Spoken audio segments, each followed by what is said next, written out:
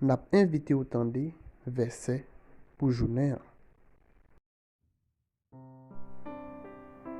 Psaume 23, verset 1 ak verset 2.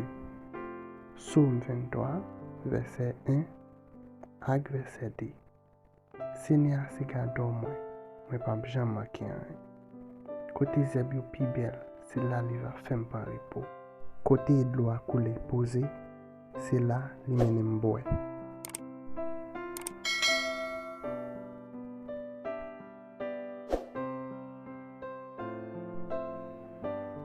Psaume 23, verset 1 ak verset 2. Psaume 23, verset 1 ak verset 2. Seigneur, c'est gardons moi, mais pas jamais manquer rien. Côté zèb yo pi belle, c'est là li va faire par repos. Côté de l'eau a coulé posé, c'est là li mène m'boy.